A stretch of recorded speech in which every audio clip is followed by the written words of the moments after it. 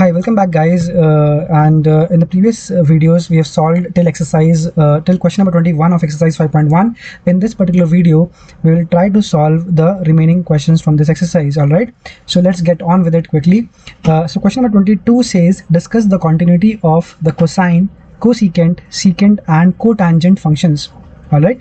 So the question is telling you to check the continuity of. There are four trigonometric functions in this particular question. So let's start with cosine function.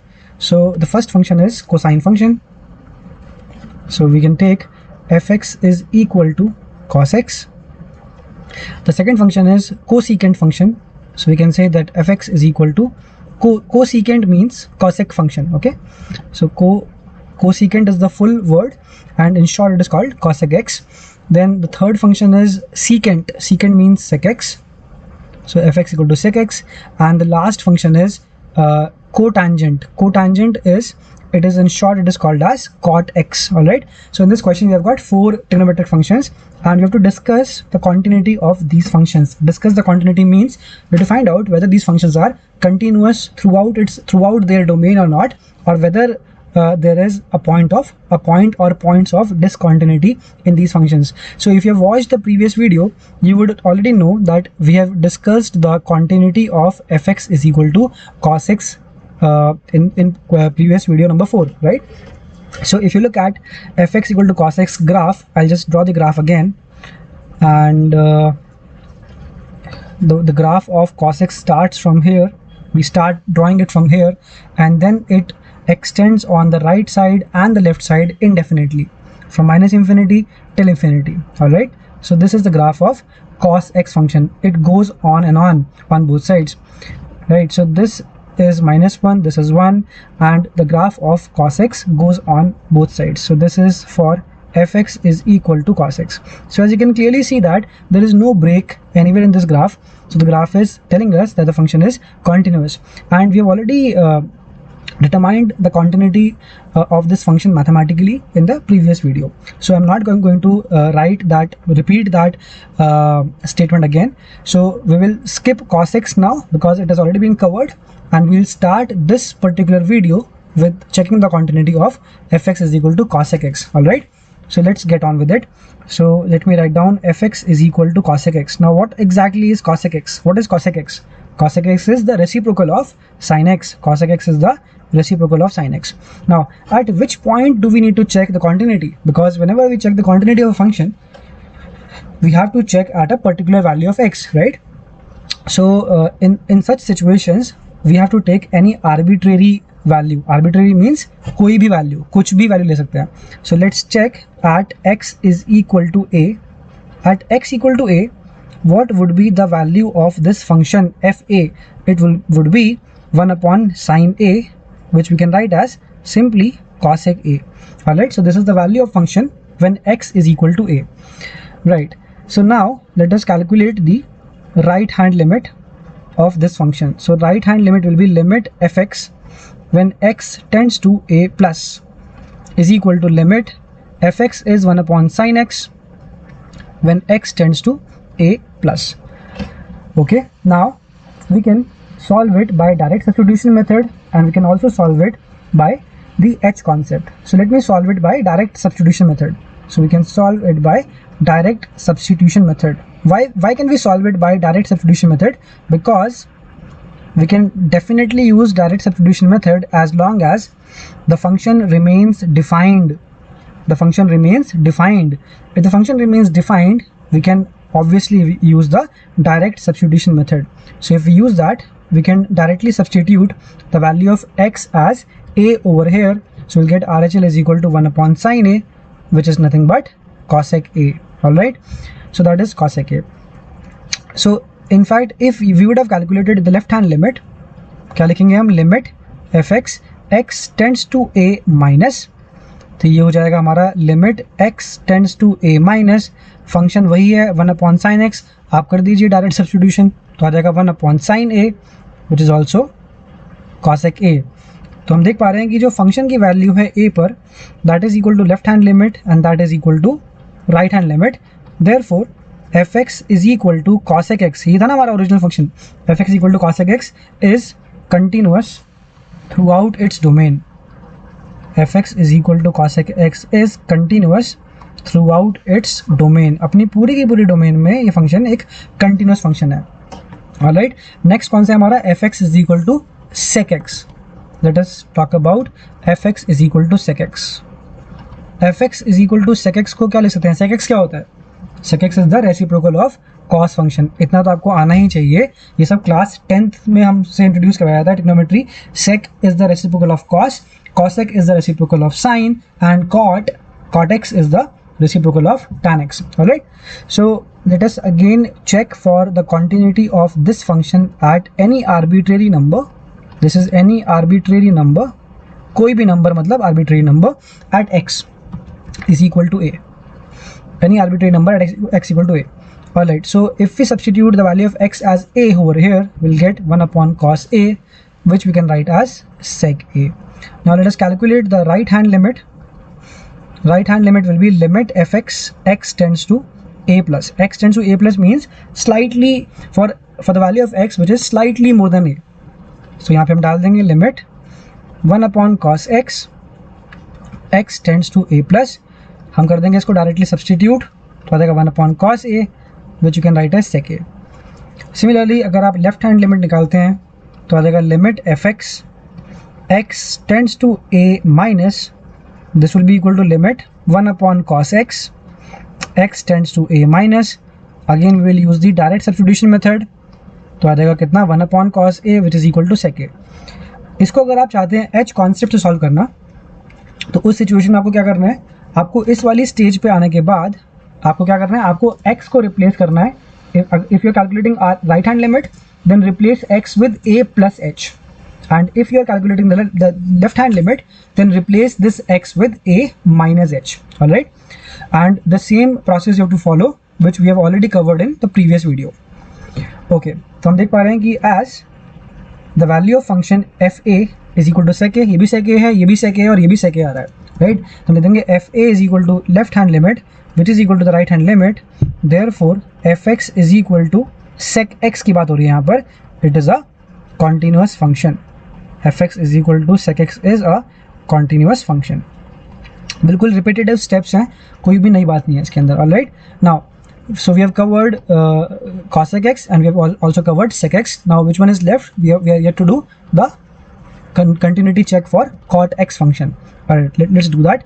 So now fx is equal to cot x. What is cot x? Cot x क्या होता है?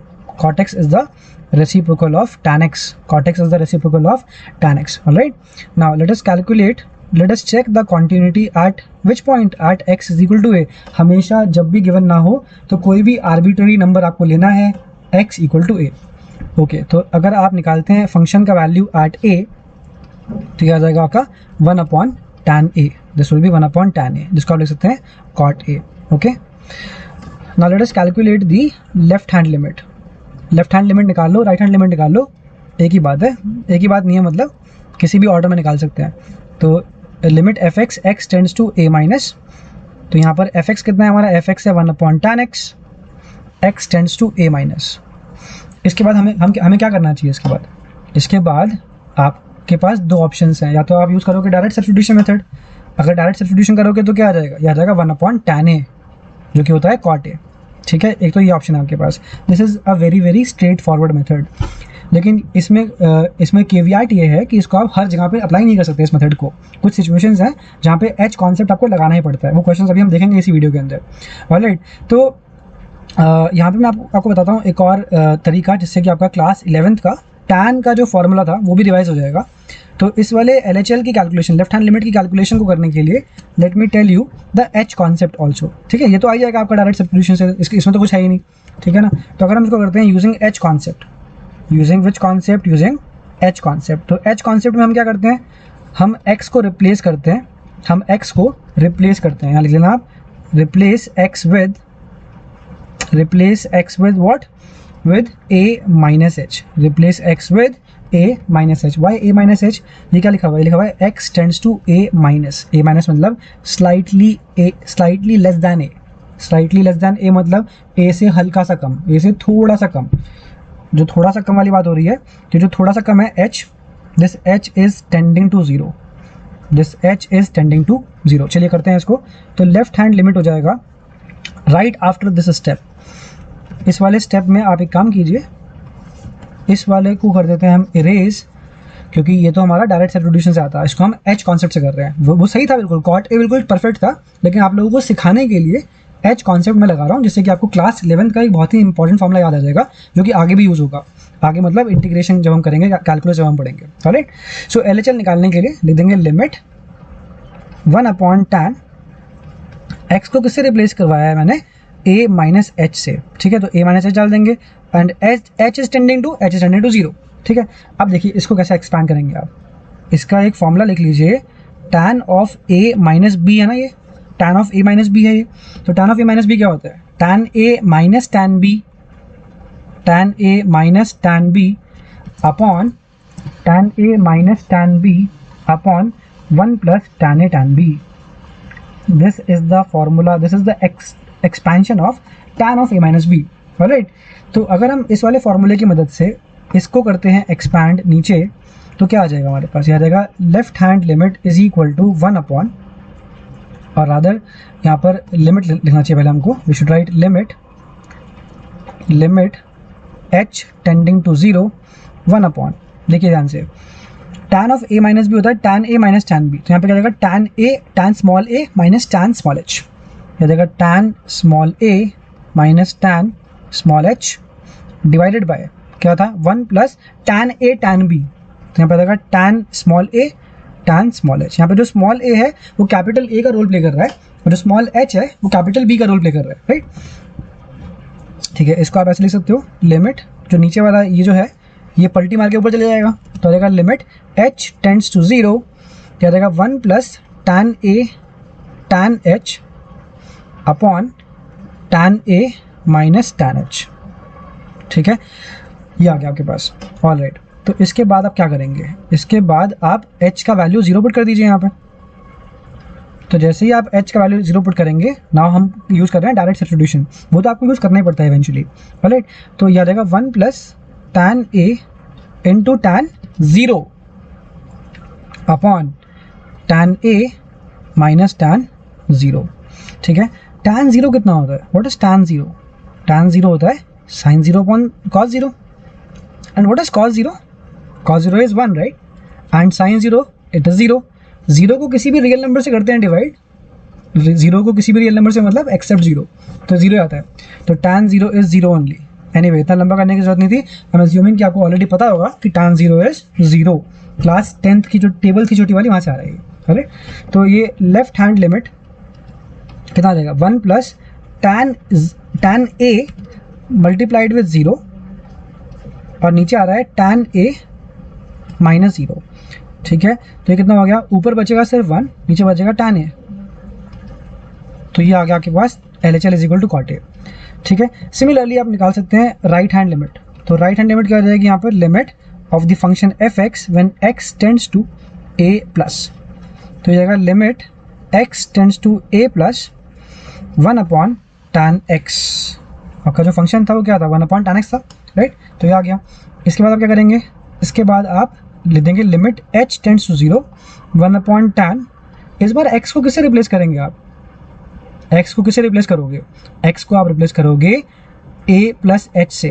a plus H से क्यों करोगे, क्योंकि ये क्या लिखा हुआ है a प्लस मतलब slightly more than a plus H. All right, अभी आ रहा है tan of a plus H. tan of a plus H कैसे निकलेगा, tan of a plus H का फॉर्मूला क्या होता है, तो लिख देंगे formula using formula tan a plus b equals tan a plus tan b divided by 1 minus tan a tan b। ठीक है, जो भी साइन यहाँ पर आता है वो साइन न्यूमरेटर में दिखता है आपको, और उसका अपोजिट साइन आपको दिखता है डिनोमिनेटर में। ये छोटी छोटी ट्रिक्स हैं फॉर्मूले याद करने के लिए। ऑलराइट, तो इसके बेसिस पर अगर हम एक्सपेंशन करते हैं तो राइट हैंड लिमिट कितना बन जाएगा, लिमिट h टेंड्स टू 0, नीचे आ जाएगा tan a plus tan h, और इसके नीचे आ जाएगा 1 minus tan a tan h। I am assuming कि आप लोग वीडियो देखते देखते अपने नोट्स बना रहे हो, साथ साथ सॉल्व कर रहे हो। ठीक है, तो साथ साथ सॉल्व करो इसको, वीडियो को पॉज करते जाओ, लिखते जाओ, ठीक है। अगर लग रहा है कि वीडियो बहुत फास्ट हो रही है तो इसको आप थोड़ा स्लो कर सकते हो, अगर थोड़ा स्लो लग रहा है तो इसको आप 1.25 1.5 पे कर सकते हो, but I don't think that is required क्योंकि ऑलरेडी स्पीड ज़्यादा ही है यहाँ पर, ठीक है। तो ये हो जाएगा लिमिट एच, अब एक काम करते हैं, एच की वैल्यू कर देते हैं सब्सटीट्यूट। तो एच की वैल्यू सब्सटीट्यूट करते ही क्या होगा, देखिए ध्यान से, आ जाएगा tan ए, देखिए यहाँ पे आ जाएगा tan 0 इज 0, ठीक है। तो मैं लिखने लगा 1 माइनस, यह आ जाएगा tan A into 0 which is 0, तो यह आ जाएगा इतना, ठीक है। तो इफेक्टिवली कितना आ गया, यह आ जाएगा effectively 1/tan A which is equal to cot a, ठीक है। तो इस तरीके से आप देख पा रहे हैं कि जो आपके पास f ऑफ a था वही आपके पास LHL आया और वही आया हमारे पास राइट हैंड लिमिट। तो इससे क्या प्रूव कर लिया हमने कि जो fx is equal to cot x function है, जिसको बोलते हैं cotangent function, it is a continuous function, the function is a continuous function, alright. तो इस तरीके से आपको रिपीटेडली दो ही काम करने होते हैं हर एक क्वेश्चन के अंदर। आप फंक्शन की वैल्यू निकाल लीजिए उस पर्टिकुलर पॉइंट पे एंड फंक्शन की लिमिट निकाल लीजिए। फंक्शन की लिमिट निकालने के लिए आपको जनरली लेफ्ट हैंड लिमिट और राइट हैंड लिमिट निकालनी पड़ती है, ठीक है। तो इस तरीके से आपने क्वेश्चन नंबर 22 फिनिश कर लिया है। Let's move on to question number 23। Question number 23 बोल रहा है find all points of discontinuity. ये जो फंक्शन है इसके अंदर कौन सा पॉइंट है डिसकंटिन्यूटी का, है भी या नहीं है, हमें चेक करना है, ठीक है। ये फंक्शन अपना बिहेवियर कहाँ पे चेंज कर रहा है, the function is changing its behaviour at x is equal to 0। ऐसे कैसे पता लगा हमको, क्योंकि जब x की वैल्यू जब 0 से छोटी है तो function sin x upon x है, और जब x की वैल्यू 0 से बड़ी है या उसके बराबर है तो फंक्शन बदल के x+1 हो गया, ठीक है। तो the function is changing its behaviour at x is equal to 0। Now so लिखेंगे हम at x is equal to 0, तो 0 पे हमको डाउट है कि ये फंक्शन कंटिन्यूस है भी कि नहीं, ठीक है। तो एट x इक्वल टू 0 सबसे पहले क्या निकालेंगे, फंक्शन की वैल्यू निकालेंगे x इक्वल टू 0 पे। तो कौन सा यूज़ करेंगे, ये वाला यूज़ करेंगे, x इज ग्रेटर देन और इक्वल टू 0, क्योंकि इक्वल टू 0 डालना है ना आपको इस वजह से। तो x+1 यूज़ करेंगे, इसके अंदर आप x को डाल देंगे 0, तो कितना आ गया, 1 आ गया। अब आप निकालते हैं left hand limit. So left hand limit क्या होती है, लिमिट fx। अब आप बताओ कि यहाँ पर क्या लिखेंगे, x टेंड्स टू क्या, x टेंड्स टू व्हाट, हमने 22 सवाल कर लिए ऑलरेडी। यहाँ पे हम लिखेंगे 0 माइनस क्यों लिखेंगे, क्योंकि हम 0 पे चेक कर रहे हैं और लेफ्ट का मतलब क्या होता है, 0 के नेगेटिव साइड में, ठीक है ना, ये रिप्रेजेंटेशन है, ऑलराइट। तो आएगा limit sin x upon x, ये sin x अपॉन x के ले लिया मैंने यहाँ पे अचानक से, क्योंकि जब x की वैल्यू 0 से छोटी है तो this function becomes sin x upon x, ठीक है, ये हो गया। नाउ इस लिमिट को हम सॉल्व कैसे करते हैं, लिमिट को सॉल्व करते हैं हम using, we have discussed only two methods in this chapter of continuity. The first method to solve a limit is by direct substitution method, okay, बस x की वैल्यू जो भी लिखी हुई है उसको as it is put कर दो। and the second method is the h concept method, ठीक है। तो यहाँ पे देखो क्या होता है, अगर आपने डायरेक्ट सब्स्टिट्यूशन मेथड लगाया बाय डायरेक्ट सब्स्टिट्यूशन मेथड, तो देखो कि क्या हो जाएगा यहाँ पे, बाय डायरेक्ट सब्स्टिट्यूशन मेथड जैसे ही आप डालोगे x की वैल्यू कितनी, x की वैल्यू तो 0 है ना, जैसे आप डालोगे तो क्या बन जाएगा, sin 0 अपॉन 0, sin 0 तो 0 होता है, तो ये आ गया 0/0 वाली फॉर्म आ गई।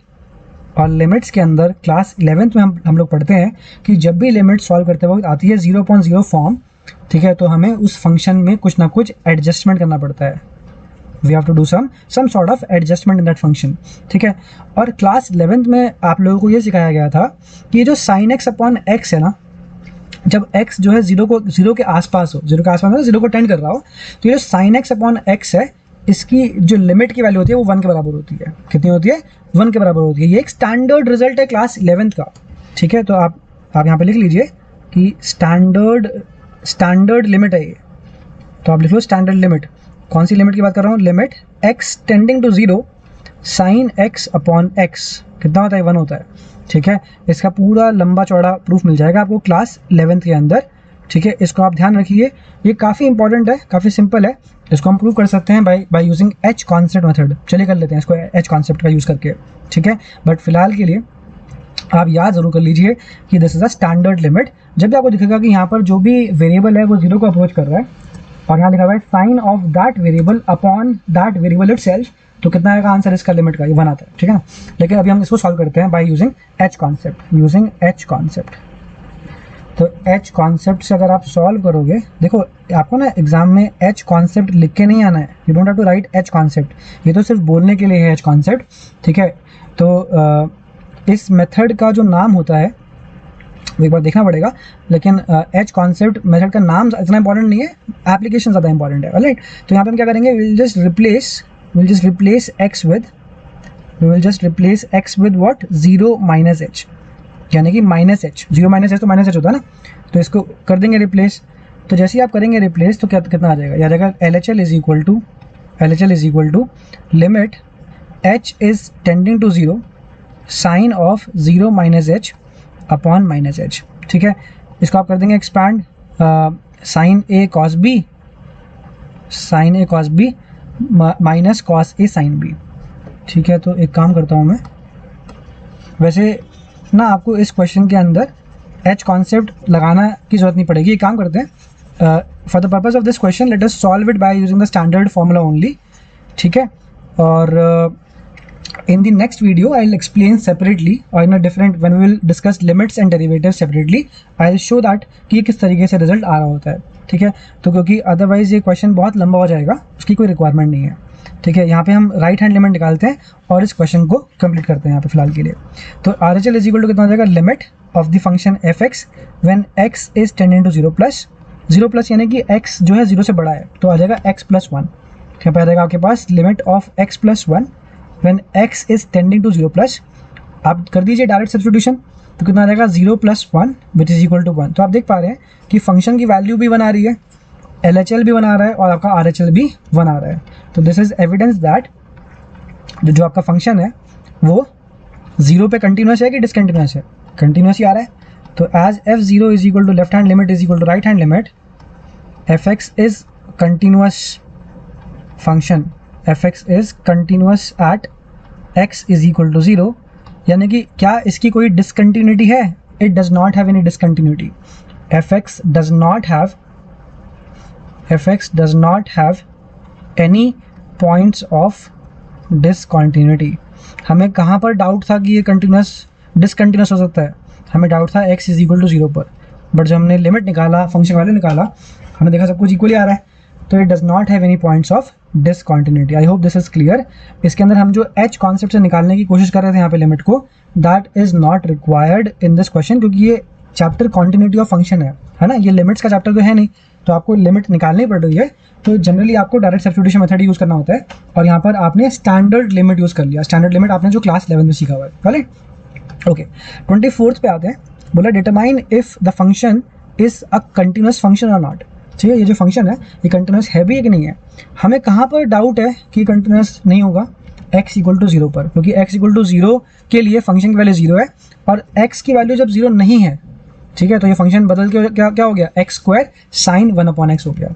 ठीक है, ये जो ट्रिग्नोमेट्री वाले क्वेश्चंस है ना, इन पर आप थोड़ा सा ज़्यादा फोकस कीजिए, क्योंकि एग्जामिनेशन पॉइंट ऑफ व्यू से ये ट्रिग्नोमेट्री वाले क्वेश्चंस काफ़ी ज़्यादा इंपॉर्टेंट है आपके लिए। राइट, चलिए इसको सॉल्व करते हैं। So will write at x is equal to 0, x equal to 0 पर what is the value of this function, it is equal to 0, right. ठीक है, इसके बाद आप निकालते हैं क्या, इसके बाद आप निकालेंगे limit of the function at x tending to 0। यहाँ पर मैंने LHL और RHL की बात क्यों नहीं करी, क्योंकि इस क्वेश्चन के अंदर आप देख रहे हैं कि कोई भी इनइक्वालिटीज़ नहीं है। यहाँ पे कोई लेस दैन इक्वल टू या ग्रेटर दैन इक्वल टू का सिंबल आपको नजर आ रहा है क्या, नहीं आ रहा आपको। ठीक है, तो जब भी आपको दिखता है ना कि लेस दैन इक्वल टू या ग्रेटर दैन इक्वल टू नहीं है, तो आप कंबाइंड करके लिमिट निकाल लिया कीजिए, limit F X X tending to 0 कर दिया। ठीक है, ऐसा कुछ मतलब कॉन्क्रीट नहीं है कि ऐसे ही करना है, आप LHL RHL अलग अलग भी निकाल सकते हैं, लेकिन आप फंक्शन सेम ही यूज़ कर रहे होंगे। ठीक है, तो अगर फंक्शन सेम ही यूज़ करना है तो फिर कोई पर्पज़ ही नहीं है LHL और RHL अलग अलग निकालने का। ठीक है, तो लेट अस कैलकुलेट दिस, क्योंकि अल्टीमेटली LHL और RHL निकालने का पर्पज़ क्या होता है हमारा, देखना कि वो दोनों इक्वल है कि नहीं है। अल्टीमेटली वो दोनों किसके इक्वल होते हैं, इसी के इक्वल होते हैं, limit of the function at X tending to that particular value. ठीक है ना, चलिए इसको निकालते हैं। तो लिमिट x टेंडिंग टू 0 यहाँ रहेगा x square into sine 1/x, x square into sine 1/x, ये गिवन है आपको। ठीक है, ये जो 1/x है ये ब्रैकेट में लिख लीजिए। ऐसे तो नहीं होगा ना कि ये वाला x हम इस x स्क्वायर से कैंसिल कर देंगे, नहीं, ऐसा बिल्कुल नहीं करते। ये जो साइन के अंदर का जो एंगल है, जो इसकी आर्ग्यूमेंट है 1/x, ये अंदर इंटैक्ट रहता है, ये इससे हम बाहर वाले से कैंसिल नहीं कर सकते हैं। ऑलराइट, ठीक है, हम कौन सा मेथड यूज़ करते हैं to solve limits, which method do we use generally we use direct substitution method. तो पहले आपको वही ट्राई करना होता है। ठीक है, तो अगर आप डायरेक्ट सब्स्टिट्यूशन करते हैं बाय डायरेक्ट सब्स्टिट्यूशन मेथड, हम देख लेते हैं कि कहीं ऐसा करने से कोई गड़बड़ी तो नहीं हो रही। बाय डायरेक्ट सब्स्टिट्यूशन मेथड, तो देखिए यहाँ पर क्या आएगा, ये आपके पास आ जाएगा इज इक्वल टू, देखिए जीरो डालेंगे तो आएगा जीरो का square multiplied with sine 1/0, multiplied with sine 1/0। ना 1/0 डिफाइंड है कि अनडिफाइंड है? 1/0 इज अनडिफाइंड, ठीक है। अनडिफाइंड का मतलब हो गया कि 1/0 will be N extremely large number, ठीक है। 1/0 को सोचने के दो तरीके होते हैं, या तो हम बोलेंगे कि इट इज़ अनडिफाइंड, और we can say that 1/0 is an extremely large number, ठीक है। एक्सट्रीमली लार्ज नंबर कैसे हो जाएगा ये? भाई जब आप 1/2 करते हैं तो हम बोलते हैं कि हमने 1 को हमने डिवाइड कर दिया 2 से, हमने 1 के 2 हिस्से कर दिए। अगर 1/3 करते हैं तो हमने 1 के 3 हिस्से कर दिए। अगर हम करते हैं 1/10 तो हमने 1 के 10 हिस्से कर दिए। अगर हम करते हैं 1/1 लाख तो हमने क्या कर दिया? हमने 1 के 1 लाख हिस्से कर दिए, ठीक है। और अगर हम करते हैं 1/0 तो हमने 1 के 0 हिस्से कर दिए, यानी कि हमने 1 के 0,000 वैल्यू के बहुत सारे हिस्से कर दिए, इनफाइनाइट हिस्से कर दिए हमने। If you understand what I am trying to say. So 1/0 वैसे तो अनडिफाइंड होता है, लेकिन इसको देखने का एक और नजरिया है कि 1/0 को हम इन्फिनिटी या माइनस इन्फिनिटी, या we can say that it is an extremely large number. On that basis ये जो पूरा का पूरा टर्म है, इसके अंदर का जो आर्ग्यूमेंट है वो तो अनडिफाइंड है, लेकिन ये पूरा का पूरा जो टर्म है ये डिफाइंड है। This is defined, this is not undefined, this is a defined term. And इसकी वैल्यू क्या होगी? देखिए हमने लास्ट वीडियो में देखा था कि जो हमारा साइन फंक्शन होता है उसका ग्राफ कैसा दिखता है। The graph of sine function looks like this, right? This is the graph of sine function, और ये चलता रहता है लेफ्ट और राइट साइड में, ये अनस्टॉपेबल है and it goes on and on like this, ठीक है। तो ये ग्राफ इस तरीके से होता है हमारा। कौन से फंक्शन है ये? है fx is equal to sine X का ग्राफ है, ठीक है। इसके बारे में हमने डिस्कस किया था कि इसकी जो रेंज होती है, रेंज क्या होती है? फंक्शन की का जो आउटपुट आता है, आउटपुट, ठीक है। So what is a range? The range of sine function is -1 to 1, close interval मतलब -1 भी आता है और 1 भी आता है, दोनों की दोनों वैल्यूज इंक्लूडेड है, ठीक है। तो जो साइन 1/0 है ना, इसका जो आंसर आएगा, हमें पता तो है नहीं इसका आंसर क्या आएगा, लेकिन इसका आंसर -1 और 1 के बीच में आएगा पक्का, defined and has a value in between -1 and 1, ठीक है। बट जो भी आएगा it will be some number that we don't know. But कमाल की बात ये है कि इसको मल्टीप्लाई कर रहे हैं किससे? 0 के स्क्वायर से। किसी भी चीज़ को अगर आप 0 से मल्टीप्लाई करते हो तो चीज़ पूरी की पूरी क्या हो जाती है? इट बिकम 0, ठीक है। तो इवन तो हमने काफ़ी टाइम स्पेंड किया साइन 1/0 पे डिस्कस करने में, लेकिन अल्टीमेटली क्या हुआ? 0 ने मल्टीप्लाई हो गया, उसको पूरे को 0 कर दिया, नलीफाई कर दिया, राइट। तो इस तरीके से हम देख पा रहे हैं कि जो हमारा फंक्शन की वैल्यू थी वो भी 0 आई थी, और फंक्शन की जो लिमिट की वैल्यू है वो भी कितनी आ रही है? वो भी 0 आ रही है। तो ऐसे ही तो हम चाहते हैं फंक्शन के कंटिन्यूस होने के लिए, है ना। लिखेंगे कि as f0 is equal to the limit of fx when x is tending to 0। Therefore हमसे क्वेश्चन ने क्या पूछा था कि फंक्शन कंटिन्यूस है या नहीं है? लिखेंगे fx is a continuous function, fx is a continuous function. तो this question is an important question, क्योंकि इसके अंदर generally students might get confused कि यार ये फंक्शन कैसा आ गया अजीब सा, ये साइन 1/0 तो अनडिफाइंड है, ठीक है। तो it is important to remember that even though 1/0 is undefined, but when it is inside, when it is acting as the argument of sine function, then it gives us a value which lies in the range of sine function, alright। and क्योंकि यहाँ पर multiply हो रहा था वो 0 से, तो वो 0 हो गया, तो it lost its value basically, alright। so this is how 24th is done। 25th पे आते हैं। बोला examine the continuity of the function f defined by, examine करना है इसकी continuity। कहाँ पे examine करेंगे इसकी continuity? of course x equal to 0 पे करेंगे। अब तो आपको समझ में आ ही गया होगा कि हम कहाँ पर चेक कर रहे होते हैं कंटिन्यूटी। 0 पे क्यों चेक कर रहे हैं continuity? Because the function is changing its behaviour at x is equal to 0, right. तो बताइए कि 0 डालने पर फंक्शन की वैल्यू कितनी आ रही है? -1 आ रही है, ठीक है ना, क्योंकि जब x की वैल्यू 0 है तो फंक्शन की वैल्यू -1 है, ठीक है। इसके बाद आप क्या निकालोगे? इसके बाद आप LHL और RHL निकालोगे अलग अलग, या डायरेक्टली लिमिट निकाल दोगे? डायरेक्टली लिमिट निकाल देंगे। डायरेक्टली लिमिट क्यों निकाल देंगे? क्योंकि यहाँ पर हमें कोई भी इनइक्वालिटीज गिवन नहीं है, less than equal to, greater than equal to कुछ भी गिवन नहीं है। सो हम डायरेक्टली निकाल देंगे इस फंक्शन की लिमिट। तो limit sin x minus cos x when x is tending to 0। हम कैसे निकालते हैं लिमिट्स? कैसे करते हैं हम calculate limits? By direct substitution method. तो आप कर दीजिए डायरेक्ट सब्स्टिट्यूशन। तो कितना आएगा? sin 0 minus cos zero, hang on, cos zero कितना होता है, कॉस जीरो इज 1, राइट, तो हो गया 1 एंड साइन जीरो इज 0, तो 0 माइनस 1 इज -1। तो देखिए आप फंक्शन की वैल्यू भी -1 आ रही है और लिमिट की वैल्यू भी -1 आ रही है, तो इसका मीनिंग क्या हुआ, ये फंक्शन कॉन्टिन्यूस है। कहाँ पर कॉन्टिन्यूस है ये function, at x is equal to 0। तो आप लिख दीजिए कि as f0 is equal to limit fx x tending to 0, therefore fx is continuous at x is equal to 0, fx is continuous at x equal to 0, और x equal to 0 के अलावा भी हर जगह पे कॉन्टिन्यूस है, क्योंकि हमें 0 पे ही डाउट था, वो डाउट हमारा क्लियर हो चुका है कि फंक्शन कॉन्टिन्यूस है। 26 पे आते हैं। 26 से लेकर 29 तक के क्वेश्चंस के लिए हमारे पास एक जनरल इंस्ट्रक्शन गिवन है। क्या बोला है, find the values of k। आपको 26 से लेकर 29 जो 4 क्वेश्चंस हैं, इन सब के अंदर आपको k नाम का एक कांस्टेंट दे रखा है जिसकी वैल्यू आपको निकालनी है, so that the function f is continuous at the indicated point. इसे बोलता है ये इंडिकेटेड पॉइंट। जैसे यहाँ पे पाई बाई 2 है, प्रीवियस क्वेश्चन में क्या था, प्रीवियस क्वेश्चन में यहाँ पे 0 था, ठीक है ना, तो पाई बाई 2 को बोलता है ये क्या, इंडिकेटेड पॉइंट, राइट, ठीक है। Function f is continuous already बताया हुआ है, ठीक है, तो कर लेते हैं इसको सॉल्व। हमें क्या निकालना है, हमें k निकालना है, तो आप लिखिए सबसे पहले k is equal to question mark, you have to keep the goal in mind कि निकालना क्या है, हमें क्या निकालना है यहाँ पे, हमें निकालना है k का वैल्यू। तो सबसे पहले क्या लिखेंगे, k is equal to question mark. इसके बाद सबसे पहले आप क्या देखेंगे कि फंक्शन की वैल्यू कितनी है, फंक्शन की वैल्यू कितनी है पाई बाई 2 डालने पर, तो बताइए कितनी है इसकी वैल्यू। देखिए फंक्शन वैल्यू 3 है ना पाई बाई 2 डालने पर, तो आप लिख देंगे f pi by 2 is equal to 3। इसके बाद आप क्या निकालेंगे, इसके बाद हम निकालेंगे फंक्शन की लिमिट, कहाँ पर, x when x is approaching pi by 2, when x is tending to pi by 2, ठीक है। तो यहाँ पर fx कितना है, fx रखा है k cos x upon pi minus 2x, k cos x upon pi minus 2x when x is approaching pi by 2। अब देखिए हम लिमिट की वैल्यू करते कैसे हैं calculate, how do we calculate the value of limit of a function, by direct substitution, ठीक है, चलिए लगा के देखते हैं, बाय डायरेक्ट सब्स्टिट्यूशन मेथड।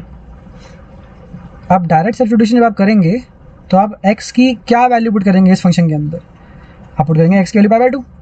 तो लेट्स सी, जैसे ही आप पाई बाई 2 पुट करेंगे तो ध्यान से देखिए क्या हो रहा है, k cos पाई बाई 2 आ जाएगा ऊपर, नीचे जाएगा pi minus 2 into pi by 2, ठीक है। तो यहाँ पे 2 से 2 कैंसिल हो जाएगा, तो बन गया k इंटू, ये क्या लिखा हुआ है, ये लिखा हुआ है cos पाई बाई 2।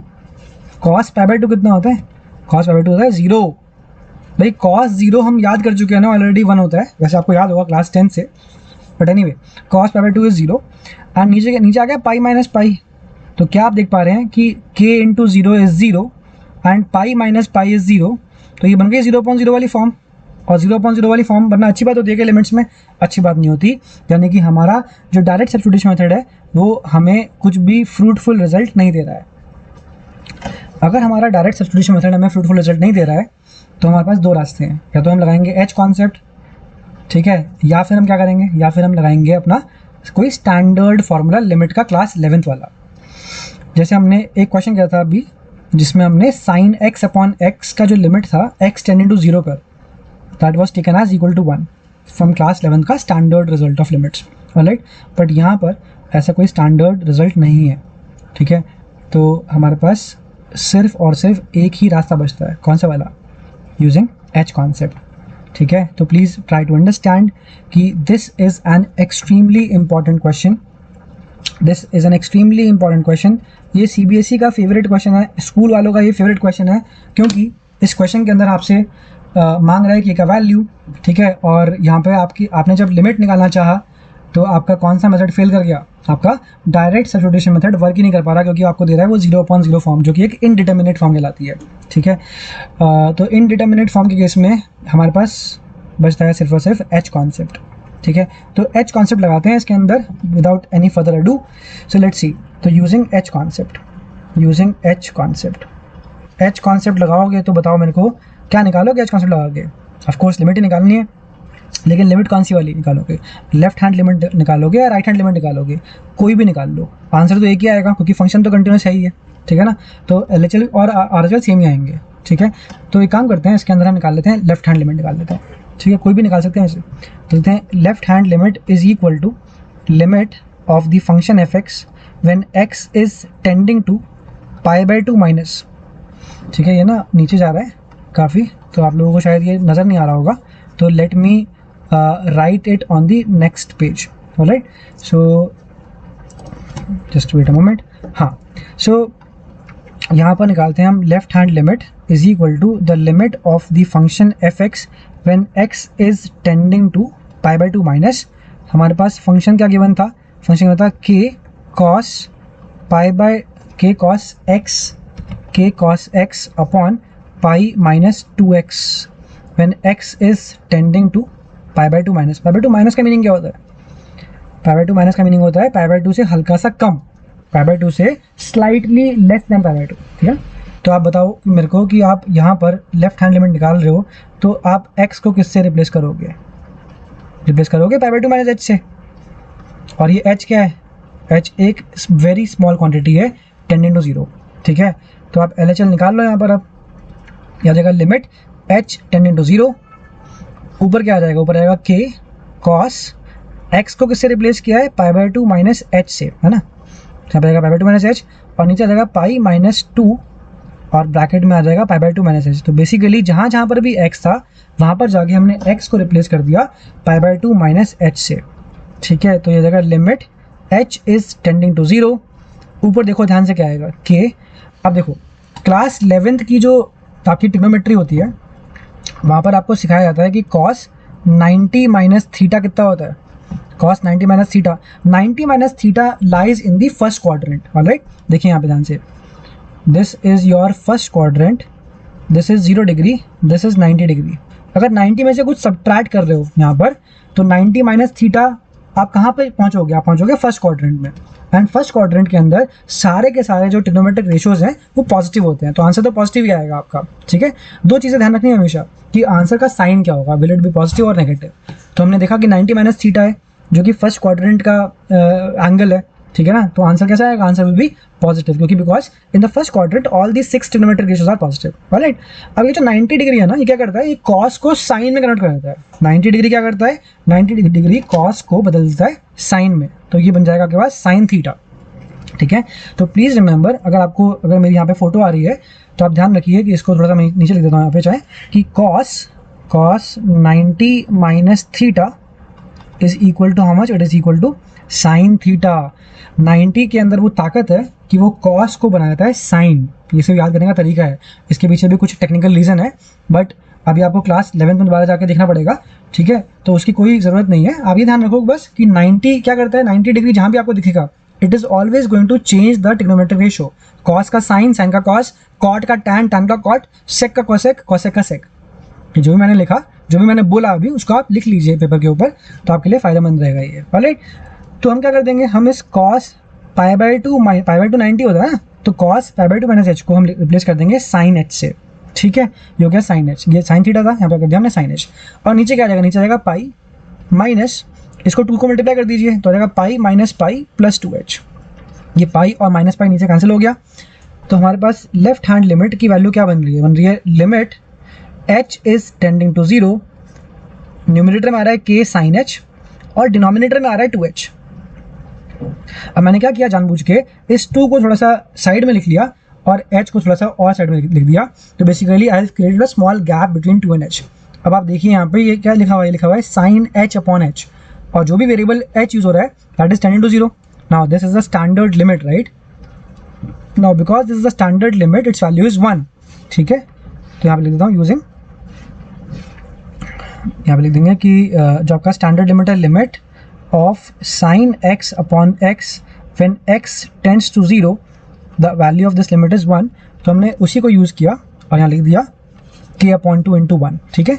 इसको आप ब्रैकेट में दिखा दीजिए तो it will be easier for you to understand, इसको आप दिखा दीजिए ब्रैकेट के अंदर।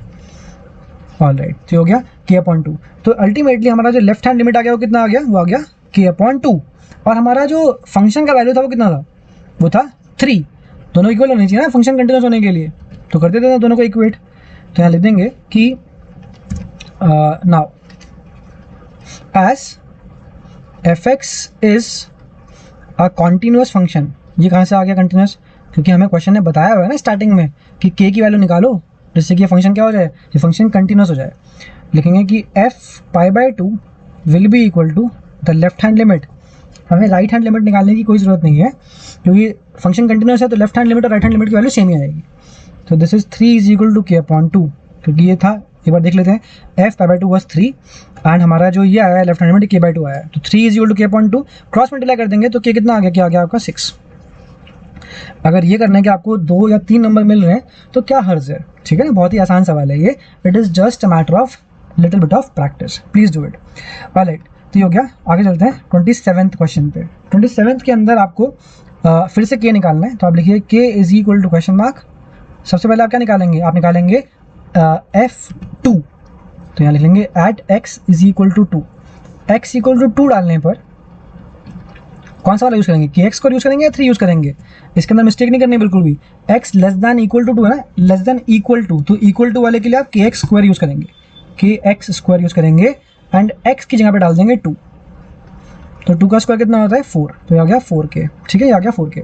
नाउ इसके बाद आप निकाल लेंगे लिमिट, लेकिन यहाँ पे देख रहे हैं आप, यहाँ पर आपके पास इनइक्वालिटीज़ अवेलेबल हैं। जब भी इनइक्वालिटीज़ होती हैं तो हमारी मजबूरी होती है कि हमको LHL और RHL को सेपरेटली निकालना पड़ जाता है, ठीक है ना। तो यहाँ पे LHL निकालते हैं पहले, ये है x tending to 2 minus fx कितना है, fx आप ले लेंगे kx स्क्वायर। क्यों लिया, क्योंकि x लेस दैन 2 के लिए एप्लीकेबल है वो, ठीक है। ये हो गया आपके पास 2 माइनस, कर देते हैं डायरेक्ट सब्स्टिट्यूशन, तो आ जाएगा ये फिर से आ जाएगा 4k। अब आप निकालेंगे राइट हैंड लिमिट, तो राइट हैंड लिमिट निकालने के लिए क्या लिखेंगे, limit fx x tends to 2 plus, तो ये आएगा limit x tends to 2 plus, 2 plus मतलब 2 से थोड़ा सा ज़्यादा, 2 से ज़्यादा के लिए आपको 3 यूज़ करना है, 3, यहाँ पर आएगा 3, तो आ गया 3। अब क्योंकि ये फंक्शन कंटिन्यूस है तो वी कैन इक्वेट दीज 3, है ना, ये जो 4k और 3 है, they should be equal, right. So we can write that as, इसको मैं नीचे देता हूँ, as fx is continuous, as fx is continuous, therefore ये जो 4k है, ये जो 3 है, these both values should be equal to each other। तो this implies कि k कितना आ जाएगा, क्या आ जाएगा आपके पास 3/4 के बराबर। तो अगर k की वैल्यू 3/4 होगी, so this function, the given function would be a continuous function। Alright, 28th पे चलते हैं। 28th क्या बोल रहा है, k निकालना है फिर से, तो k is equal to question mark.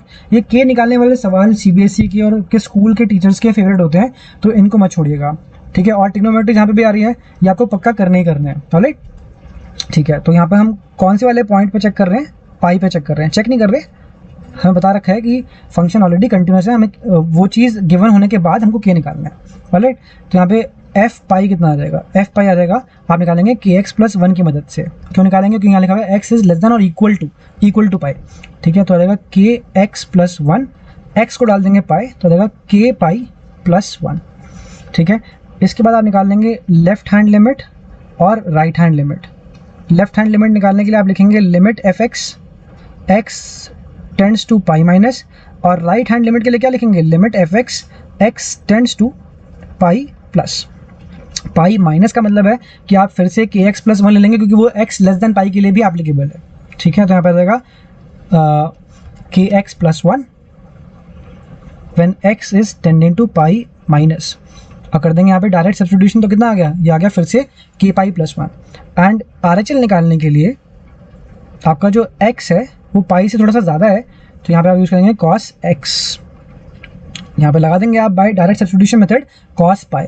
cos pi कितना होता है, what is cos pi, cos pi जानते हो कितना होता है, cos पाई कितना होता है, cos पे होता है -1, cos पाई इज -1। अब आप देख लीजिए कि अगर आपका ट्रिग्नोमेट्री में हाथ टाइट है, यानी कि अगर आप थोड़े से कमज़ोर हैं ट्रिग्नोमेट्री में, तो आपको मुश्किल हो सकती है, ठीक है। तो यानी कि ट्रिग्नोमेट्री पे आप वर्क कीजिए, ये सारी की सारी वैल्यूज आपको अच्छे से आनी चाहिए। आप क्लास 12th में हैं, ठीक है, तो इट इज़ एक्सपेक्टेड कि आपको ट्रिग्नोमेट्री की जो फंडामेंटल्स हैं वो आने चाहिए, ट्रिग्नोमेट्री के ग्राफ्स के बारे में पता होना चाहिए आपको, क्योंकि इस चैप्टर के बाद डिफरेंशिएशन आएगा, फिर इंटीग्रेशन आएगा, फिर आएगा डिफरेंशियल कैलकुलस, मतलब डिफरेंशियल इक्वेशंस, ठीक है। तो there is a lot of trigonometry that is going to be there, a lot of trigonometry is going to be involved in calculus, ठीक है।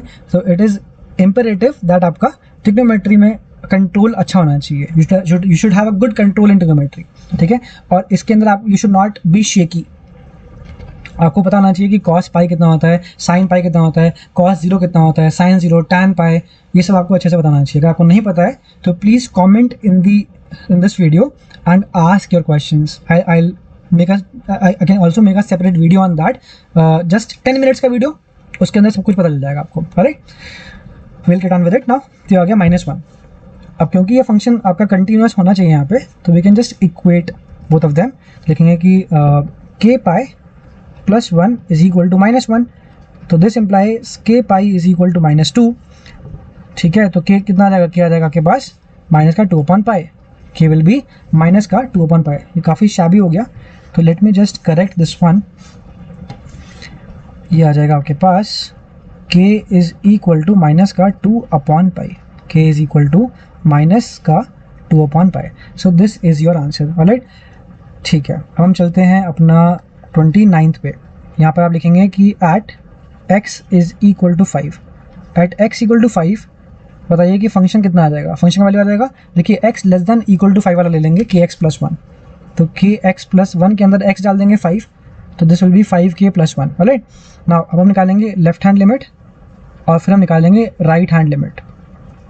लेफ्ट हैंड लिमिट कितना होता है, limit fx x tends to 5 minus, ये होता है limit fx, right hand limit होता है limit fx x tends to 5 plus 5 minus वाले के लिए यूज़ करेंगे कि x प्लस 1 फिर से, क्योंकि वहाँ लिखा हुआ है x इज लेस देन 5 के लिए भी यही एप्लीकेबल है।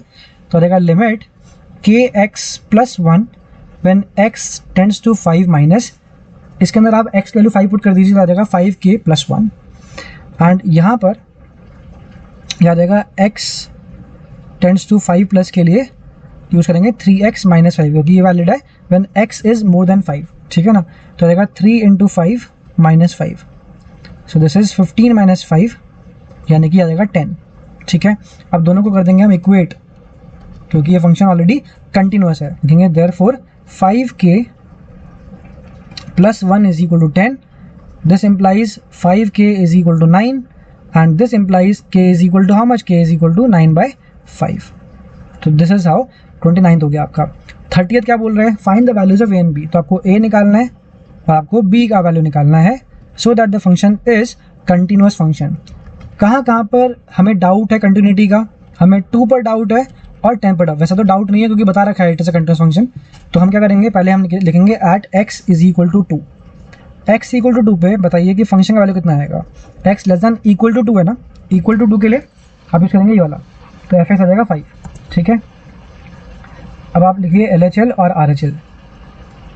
देखिए इन इक्वालिटीज़ वाले में ना, वैसे तो हम इतना लंबा लंबा लिख रहे हैं, लेकिन शॉर्टकट क्या है आपको दिख रहा होता है। LHL मतलब 2 से हल्का सा कम, 2 से हल्का सा कम, तो 2 से हल्के से कम वाले के लिए तो आप ये यूज़ करेंगे fx इक्वल टू 5, तो ये 5 ही आ जाएगा। ठीक है, और RHL निकालने के लिए आप क्या करेंगे, 2 से हल्का सा ज़्यादा, तो यानी कि ये वाला यूज़ करना है आपको, और इसके अंदर आपको पुट करना है डायरेक्ट सब्स्टिट्यूशन मेथड। ठीक है, तो ax प्लस बी में अगर आप डालोगे x वैल्यू 2, तो कितना आ जाएगा 2a प्लस बी। ठीक है, मैंने पूरा का पूरा लिखा नहीं है, अभी तक हम सारे क्वेश्चन में लिख रहे थे। ठीक है, तो प्लीज़ ट्राई टू अंडरस्टैंड कि आपको कॉम्पिटिटिव एग्जाम्स के लिए, एंट्रेंस एग्जाम्स के लिए बहुत फास्ट करना पड़ेगा। In a competitive exam you don't have to write limit fx x tends to 2 minus 2 plus so on and so forth. आपको कैलकुलेशंस करनी होती हैं, फटाफट से अपने आंसर पे अराइव करना होता है। ठीक है ना, तो उस वाली फिलॉसफी को समझिए और इस तरीके से आप इंटेलिजेंट वर्क करके फटाफट से LHL और RHL लिख सकते हैं। नाउ ये जो हमारा फंक्शन है, it is a continuous function, है ना, हर जगह पे कंटिन्यूस है।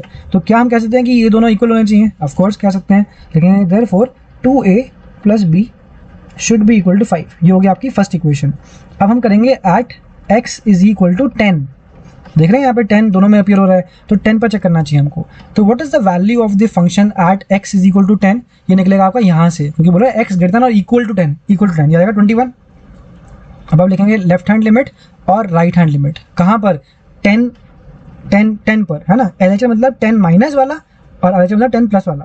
तो 10 माइनस के लिए आपका ये रहेगा x लेस देन 10, तो कितना आएगा, ax प्लस b में डाल देंगे 10, तो आ जाएगा 10a प्लस b, और राइट हैंड लिमिट के लिए 21 ही आ जाएगा वो तो। ठीक है ना, ये हो गया। अब क्या ये दोनों इक्वल होने चाहिए, बिल्कुल इक्वल होने चाहिए, क्योंकि function is continuous at every point. तो यहाँ पे आएगा 10a plus b is equal to 21। So this is your second equation. ठीक है, अब देख रहे हैं कि दो इक्वेशंस हैं, दो वेरिएबल्स हैं, दो इक्वेशंस हैं और दो ही अननोन वेरिएबल्स हैं। तो ये तो हम क्लास 10th में सीखते हैं, क्लास 9th 10th में हम सीखते हैं इनको सॉल्व करना, तो कर देते हैं। तो जो हमारी फर्स्ट इक्वेशन, जो हमारी सेकंड इक्वेशन है, सॉरी 10a + b = 21, उसके नीचे लिखते हैं हमारी second equation, first equation 2a + b = 5। ठीक है, ये आपकी सेकंड इक्वेशन है, आपकी फर्स्ट इक्वेशन है। Let us subtract these equations. Why are we subtracting these equations? क्योंकि दोनों के अंदर b अपीयर हो रहा है, b का कोफिशिएंट सेम है। ठीक है, तो सब्ट्रैक्ट करते ही हमारा को a मिल जाएगा यहाँ पर। तो जैसे आप सब्ट्रैक्ट करेंगे तो b will get cancelled out and you will gate 8a = what is 21 - 5, it is 16, right. तो यहाँ से a आ गया आपके पास कितना, a आ गया 2। इस a की वैल्यू को आप पुट कर दीजिए फर्स्ट इक्वेशन में। जैसे आप a की वैल्यू को पुट करेंगे फर्स्ट इक्वेशन में तो यू विल गेट 2 × 2 4 + b = 5। तो b कितना आ गया, b आ गया आपके पास 1। ठीक है, तो आपका आंसर हो गया a = 2 एंड b = 1। ठीक है, तो 30th भी हो गया हमारा। 31st करते हैं, 31st। वेल, 31st क्वेश्चन को करने से पहले let me explain a few more things to you before we do that. तो देखिए ध्यान से, 31st क्वेश्चन करने से पहले हमें क्या चीज़ पता होनी चाहिए। ओके, तो देखिए हमने प्रीवियस वीडियो में पढ़ा था प्रॉपर्टीज ऑफ कंटिन्यूस फंक्शंस, है ना। वहाँ पर क्या पढ़ा था हमने कि अगर हमारे पास दो फंक्शंस हैं, आप टॉपिक फिर से लिखिए, property of continuous function, property of continuous functions. ये वाली प्रॉपर्टी हमने उस टाइम पढ़ी नहीं थी। ये जो प्रॉपर्टी है, this is related to composition of functions. This property is related to composition of functions. ठीक है, तो आप यहाँ पे लिख लीजिए related to composition of functions. ये जो कंपोजिशन ऑफ फंक्शन का टॉपिक है, ये 2023 में जो बच्चे एग्जाम देंगे सीबीएसई का, उनके में से तो इस टॉपिक को हटा दिया गया है। इस टॉपिक को कहाँ से हटा दिया गया है?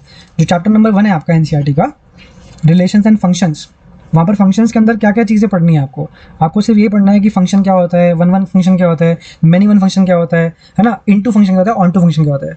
उसके अलावा बाकी सारी चीज़ें सीबीएसई ने डिलीट कर दी हैं, लेकिन कंपटीशन के अंदर से ये सब चीज़ें डिलीट नहीं हुई हैं। ठीक है, तो जो भी स्टूडेंट्स कंपटीशन की तैयारी कर रहे हैं उनको कंपोजिशन का आइडिया होना चाहिए, and composition is very very simple topic. ठीक है, तो देखिए कंपोजिशन क्या होता है।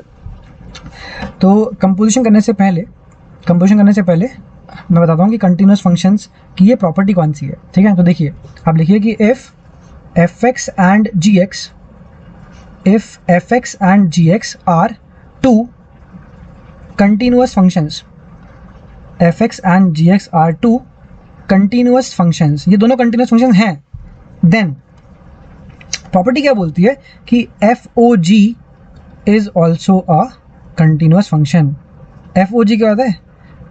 एफ ओ जी होता है आपका composition function. F o g होता है आपका, ये एफ ओ जी फॉग नहीं है, दिस इज एफ के अंदर डाल दिया जी एक्स फंक्शन के अंदर, एफ फंक्शन के अंदर डाल दिया g function, then f o g is also continuous function. G o f मतलब आपने जी के अंदर डाल दिया एफ, आपने जी के अंदर डाल दिया एफ।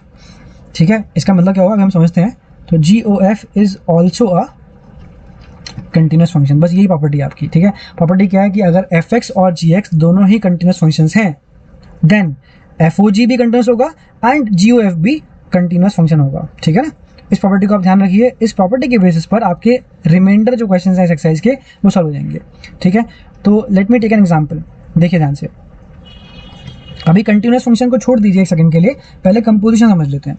मान लेते हैं कि एफ एक्स दे रखा है आपको साइन एक्स और जी एक्स दे रखा है आपको एक्स स्क्वायर। ठीक है, एफ एक्स है साइन एक्स और जी एक्स है एक्स स्क्वायर। आपको बोला निकालने के लिए एफ ओ जी, पहले आपको एफ ओ जी निकालना है, दूसरा आपको क्या निकालना है, जी ओ एफ निकालना है। अब देखो बहुत ही सिंपल होता है ये। एफ ओ जी का मीनिंग क्या होता है कि आपको एफ के अंदर जी डालना है, आपको एफ के अंदर डालना है जी।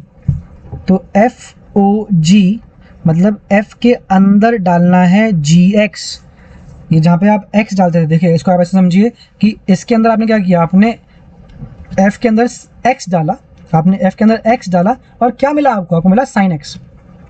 ठीक है, तो बस आपको अब डालना है इस f के अंदर x स्क्वायर डालना है। क्या डालना है? x स्क्वायर डालना है। तो बस यहाँ पे आ जाएगा sin x स्क्वायर। क्या आ जाएगा? यह आ जाएगा sin x स्क्वायर। ये क्या हुआ एग्जैक्टली? ये हुआ ये कि आपके पास जो फंक्शन था एफ एक्स वो था sin x, ठीक है, तो इसको आप कैसे समझते हैं? इसको आप समझते हैं कि f में हमने x डाला और हमें sin x मिला, ठीक है।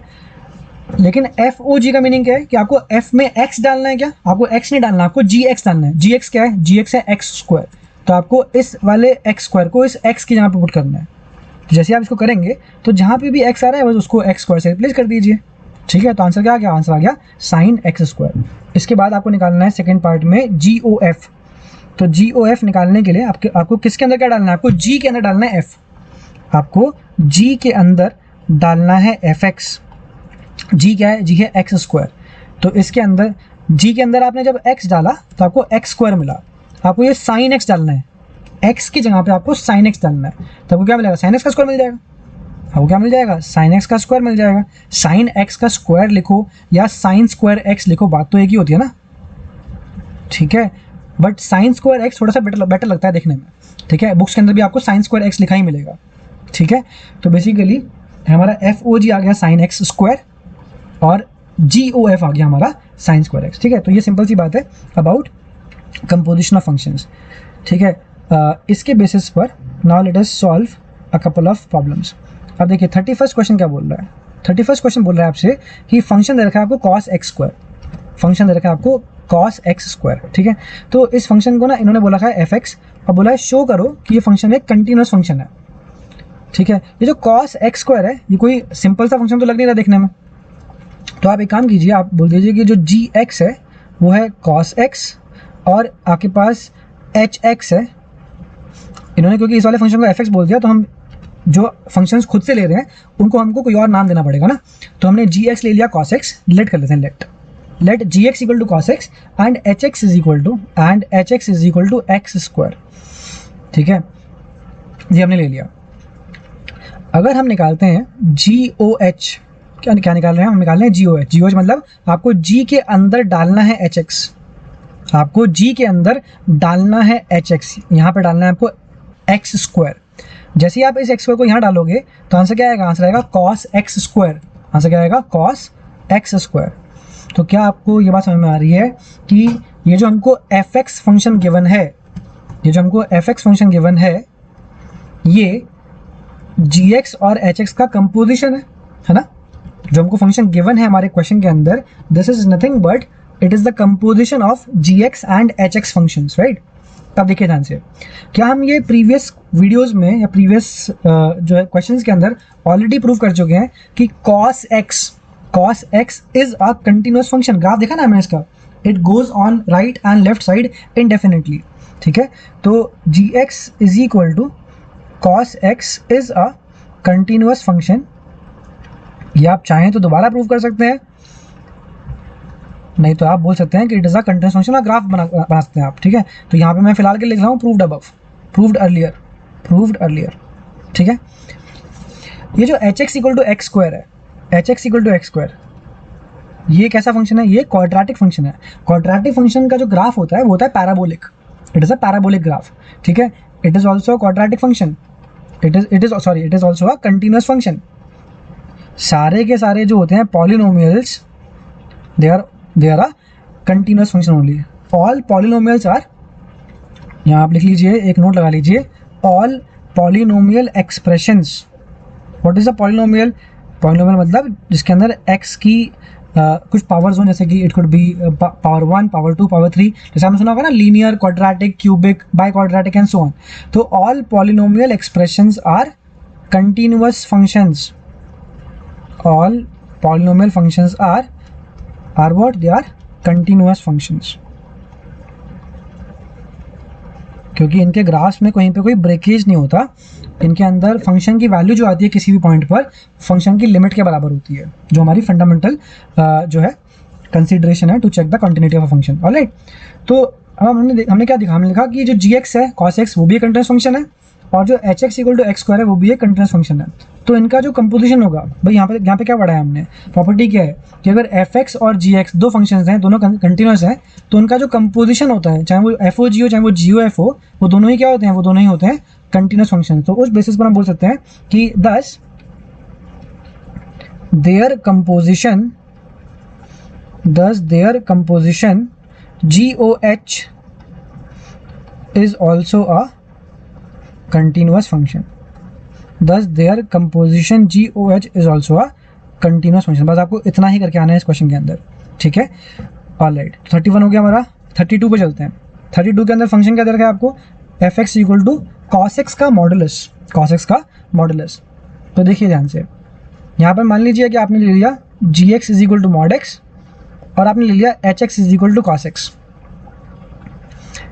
ये आपको थोड़ा प्रैक्टिस से ही आएगा, देखना कि हमें फंक्शंस कौन कौन से लेने हैं। देखो दिख ही रहा है सामने, एक फंक्शन तो cos x ले लो और cos x का मॉड करना है आपको, तो एक फंक्शन मॉड x ले लो, है ना। ये जो मॉड ऑफ cos x है, इसके अंदर कौन कौन से फंक्शन नजर आ रहे हैं, एक तो मॉडुलस फंक्शन है और एक cos x फंक्शन है, ट्रिग्नोमेट्रिक फंक्शन, ठीक है। तो उन दोनों को हमने अलग अलग से लिख लिया।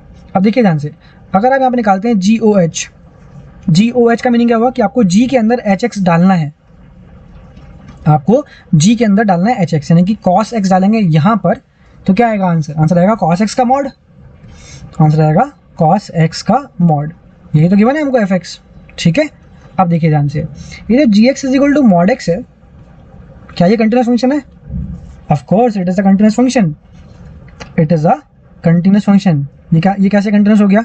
ये हमारा इस वाली एक्सरसाइज का बिल्कुल स्टार्टिंग का क्वेश्चन था। बिल्कुल स्टार्टिंग में हमने क्वेश्चन किया था कि मॉड x जो होता है, मॉड x जो होता है वो x होता है when x is greater then 0 and mod x होता है minus x when x is less then और इक्वल टू 0। तो जब आप इसकी 0 पे कंटिन्यूटी चेक करेंगे तो यू विल फाइंड कि इसकी वैल्यू 0 0 0 आएगी, LHL भी 0 आएगा, RHL भी 0 आएगा और फंक्शन की वैल्यू 0 पे 0 आएगी। तो वहाँ से पता चल जाएगा कि मॉड x एक कंटिन्यूस फंक्शन है। और आप अपनी नॉलेज के लिए, अपनी इन्फॉर्मेशन के लिए याद रख लीजिए कि मॉड x का जो ग्राफ होता है, मॉड x का जो ग्राफ होता है वो होता है V shaped graph, it is a V shaped graph. This is the graph of mod x function. देखिए ग्राफ्स वगैरह की नॉलेज अगर आपको होगी तो you will get an edge definitely. तो this is the graph of mod x function. कैसा graph है? It is a V shaped graph like this, ठीक है ना। This is your y axis, this is our x axis and this is the origin, alright. तो ये जो mod x है, क्या ये कंटिन्यूस है? ऑफ कोर्स ये कंटिन्यूस है। ये जो cos x है, cos x तो कंटिन्यूस है ही हमारा, it goes on indefinitely on left and right side. तो क्या G और H का जो कंपोजिशन होगा क्या वो कंटिन्यूस होगा? लिखेंगे कि ऑफ कोर्स होगा बाय प्रॉपर्टी। दस GOH is also a continuous function, ठीक है। तो इस तरीके से आपने क्वेश्चन नंबर 32 भी कर लिया, ठीक है। 33 पे चलते हैं। 33 क्या बोला है? Examine that sine mod x is a continuous function. Examine करना है कि ये है कि नहीं है। तो इसमें लेट कर लेते हैं कि जो हमारे पास gx है that is sine x and जो hx है दैट इज मॉड x। मैंने ये दोनों फंक्शंस क्यों लिए? क्योंकि आपको एक तो ट्रिग्नोमेट्री में नजर आ रहा है साइन का फंक्शन और एक मॉडुलस x आपको साफ साफ नजर आ रहा है। अब देखिए अगर आप यहाँ पर निकालेंगे GOH मतलब कि G के अंदर डालना है आपको HX, आपको G के अंदर डालना है HX, यानी कि आपको इसको डालना है, मॉड x को डालना है यहाँ पर। नहीं HX क्या, HX तो मॉड x है ना। तो जैसे आप मॉड x को यहाँ पुट करेंगे तो आपके पास क्या आ जाएगा आंसर? आपके पास आ जाएगा sine mod x, sine mod x आ जाएगा ये, ठीक है। अब देखिए ये जो gx equal to sine x है, क्या ये कंटिन्यूस है? हाँ जी ये तो कंटिन्यूस है। तो लिखेंगे कि gx is equal to sine x is a continuous function. भाई साइन x का जो ग्राफ होता है वो तो इनडेफिनेटली कंटिन्यू करता है ना राइट और लेफ्ट में। तो हम जानते हैं कि sine x is a continuous function. This has been proved earlier, this has been proved earlier. आप चाहें अगर ज़्यादा वेटेज हो इस क्वेश्चन की तो उसको आप प्रूव करके दिखाना पड़ेगा उस केस में आपको, राइट। अब ये जो HX is equal to mod x है, मॉड x क्या कंटिन्यूस होता है? अभी जो डिस्कस किया था हमने प्रीवियस क्वेश्चन के अंदर कि it is a continuous function. Graph कैसा होता है इसका? The graph of mod x is it is a V shaped graph, right. It is a V shaped graph. तो इस तरीके से बनता है हमारा graph of mod x function, ठीक है। ये हो गया, तो ये भी कंटिन्यूस है। तो दस देयर कंपोजिशन, इन दोनों का जो कंपोजिशन है, किन दोनों का? gx का और hx का, their composition GOH is also a continuous function, it is also a continuous function. तो इस तरीके से हमारा 33rd क्वेश्चन भी सॉल्व हो गया। 34th, this is the last question of exercise 5.1। इसको करते हैं फिनिश एंड आफ्टर दैट हमारा कंटिन्यूटी वाला जो पार्ट है चैप्टर 5 का that will get finished, alright.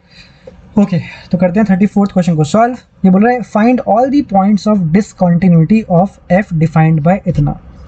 ये जो फंक्शन हमको दे रखा है इसको देखिए ध्यान से। F x is equal to mod x minus mod of x plus one.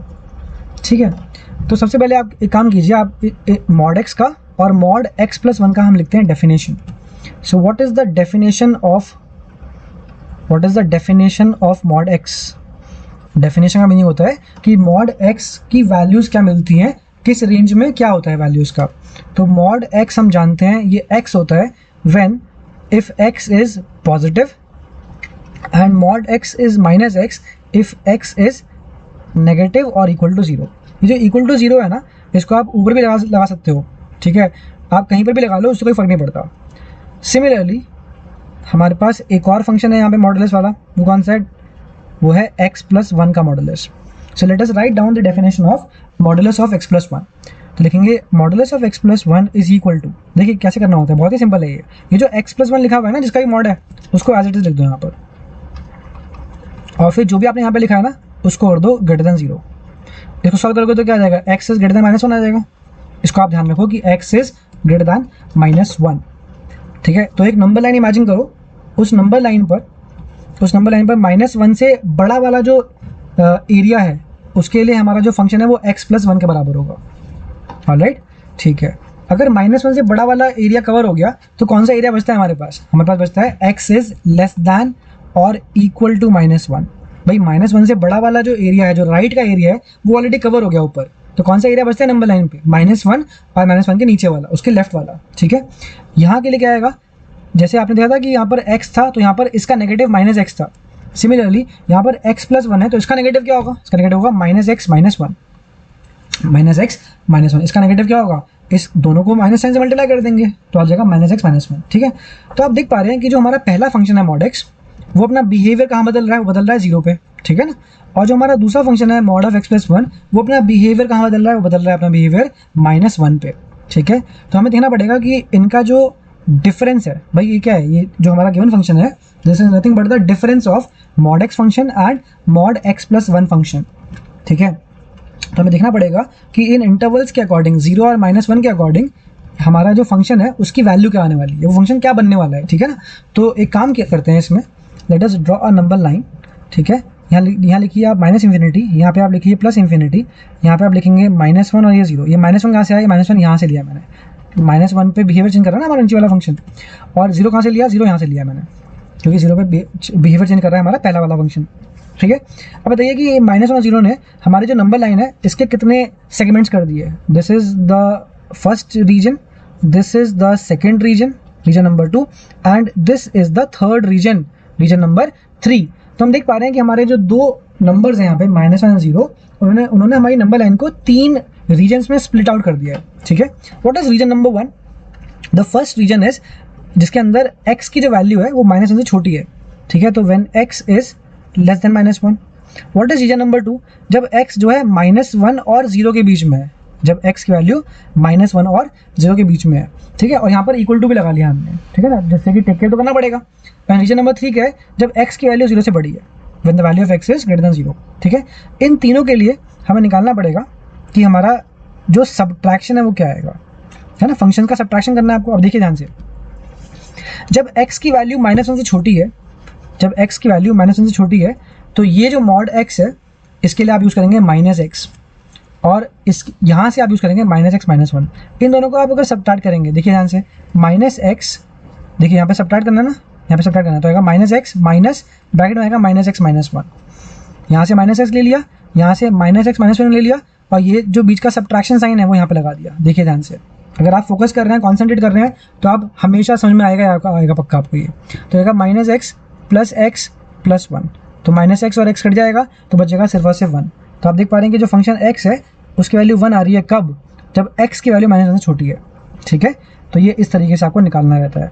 Alright, इसके बाद हम निकालेंगे कि अगर एक्स का वैल्यू माइनस वन और जीरो के बीच में होगा तो उस सिचुएशन में हमारा फंक्शन एक्स कितना आएगा, माइनस वन और जीरो के बीच में। माइनस वन और जीरो के बीच में अगर होगा तो मॉड एक्स क्या हो जाएगा, भाई एक्स अगर छोटा है जीरो से तो माइनस एक्स ही लेना है, तो पहला वाला तो माइनस एक्स हो गया और फिर बीच में लगा दिया ये वाला माइनस साइन। और अगर -1 से बड़ा है, अगर x -1 से बड़ा है तो आप यूज़ करेंगे x+1, तो यहाँ पे आ जाएगा x+1, ठीक है ना। तो ये आ जाएगा -x -1, तो कितना बन जाएगा -2x -1, this will be -2x -1, ठीक है। इस तरीके से एक एक करके आपको निकालना पड़ता है बहुत ही केयरफुली। इसके अंदर अगर आपने मिस्टेक कर दी तो फिर फाइनल आंसर तो आपका गलत ही आना है, ठीक है। तो please mark this question as very important, ठीक है। थोड़ा सा अनलाइकली है कि सीबीएसई पूछ ले इस क्वेश्चन को, लेकिन पूछ सकता है, फिर एनसीईआरटी में गिवन है ये। थोड़ा सा अनलाइकली क्यों है? क्योंकि जो है इसके अंदर काफ़ी ज़्यादा मॉडल्स इन्वॉल्व है और जनरली सीबीएसई सिंगल मॉडल्स के सवाल ही पूछता है, ठीक है ना। अच्छा, अब बचा यहाँ पे लास्ट वाला x is greater then 0, x is greater then 0। तो x ग्रेटर देन 0 के लिए ये तो x है, साफ साफ लिखा हुआ है यहाँ पर, तो यहाँ लिखा है x, फिर माइनस साइन, ये वाला माइनस साइन। और x+1 का जो मॉड है, अगर x 0 से बड़ा है, x अगर -1 से भी बड़ा है तो x+1 लेना है आपको, यहाँ पर आएगा x+1। तो इसे सॉल्व करेंगे, आ जाएगा x - 1, तो आ गया -1, ठीक है। तो इस तरीके से आपने अपने फंक्शन x को डेवलप कर लिया, आपने मॉड से छुटकारा पा लिया, आपने अपने फंक्शन को डेवलप कर लिया इस तरीके से, राइट। तो इस तरीके से डेवलप करने के बाद अब आप चेक करना शुरू करेंगे ये फंक्शन कंटिन्यूस है या डिसकंटिन्यूस है, और अगर है तो किस पॉइंट पर ये डिसकंटिन्यूस है, ठीक है। अभी तक हमने कंटिन्यूटी की बात नहीं करी, अभी तक हमने सिर्फ इस गिवन फंक्शन को प्रॉपरली डिफाइन किया है, ठीक है ना। उसके मॉडुलस हटाए हैं, उसको देखा है कि उसकी पार्टीशनिंग करी है, बेसिकली पार्टीशनिंग करी है हमने, ठीक है। तो हम चेक करते हैं इस फंक्शन की कंटिन्यूटी। अब देखिए इसके अंदर आप कहाँ पे चेक करेंगे, आप चेक करेंगे -1 पे एंड आप चेक करेंगे 0 पे। So now this has become a regular question that we have solved previously. तो पहले हम चेक करते हैं at x is equal to -1। तो मुझे ये बताइए कि -1 डालने पर फंक्शन की वैल्यू कितनी आएगी, ये देख लो। अगर x को डालोगे -1 तो आप ये वाला यूज़ कर लो, ठीक है। तो यहाँ पे डाल दो -1, जैसे यहाँ पे डालोगे -1 तो देखो -2 इंटू -1 -1, -2 इंटू -1 तो जाएगा आपके पास 2 - 1 विच इज़ इक्वल टू 1, ये आ गया 1, ठीक है। इसके बाद आप निकालोगे लेफ्ट हैंड लिमिट। तो लेफ्ट हैंड लिमिट निकालने के लिए आप x इज लेस देन -1 वाला यूज़ कर लोगे डायरेक्टली, ठीक है। तो मैं डायरेक्टली लिख रहा हूँ यहाँ पे, आ जाएगा 1। और राइट हैंड लिमिट निकालोगे, राइट हैंड लिमिट निकालने के लिए आप यूज़ करोगे -2x -1, ठीक है। तो -2x -1 के अंदर आप डाल दोगे x को -1, तो ये फिर से आ जाएगा आपका 1। तो आप देखो कि ये 1 1 1 आ रहे हैं तीनों के तीनों, तो लिखेंगे कि as f -1 is equal to left hand limit is equal to right hand limit, therefore fx is continuous eight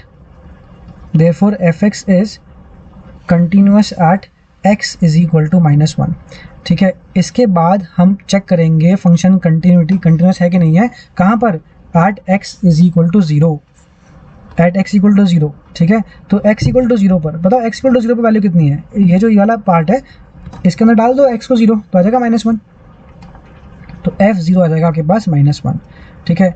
इसके बाद लेफ्ट हैंड लिमिट और राइट हैंड लिमिट देख लेते हैं कितनी कितनी आ रही है। तो लेफ्ट हैंड लिमिट के लिए आपको चाहिए 0 से कम, तो 0 से कम वाला तो यही है, तो फिर से आ जाएगा -1। ये -1 कैसे आया, बाय डायरेक्ट सब्स्टिट्यूशन, है ना। ये फास्ट मेथड यूज़ कर रहे हैं हम एंट्रेंस एग्जाम्स में यूज़ करने वाला। और राइट हैंड लिमिट निकालने के लिए क्या करेंगे भाई, ये भी -1 दिख रहा है यहाँ पे, क्योंकि x इज ग्रेटर देन 0, तो ये आ जाएगा -1। तो आप देख पा रहे हैं कि फंक्शन की जो वैल्यू है x इक्वल टू 0 पर, that is equal to left hand limit and that is further equal to the right hand limit, and therefore fx is continuous at x is equal to 0 also. तो इसका meaning क्या हुआ, इसका meaning ये हुआ कि इस फंक्शन के अंदर कोई भी डिसकंटिन्यूटी नहीं है, there is no discontinuity, there is no discontinuity. ये फंक्शन हर जगह पर डिफाइंड है और हर पॉइंट पर कंटिन्यूअस है, ठीक है। There is no discontinuity. Alright, तो इस तरीके से हमने चैप्टर 5 की फर्स्ट एक्सरसाइज कंप्लीट कर ली। 34 क्वेश्चन है इसके अंदर, और इसके अंदर हमने काफ़ी सारी चीज़ें सीखी, काफ़ी वैरायटी ऑफ क्वेश्चंस देखे। तो अगर आपको कहीं पे भी कोई डाउट है तो आप इस वीडियो में नीचे कमेंट कीजिए और पूछिए। If you like this video please hit the like button and please subscribe to this channel to watch more such videos. Alright, thanks for watching, see you next time, bye bye.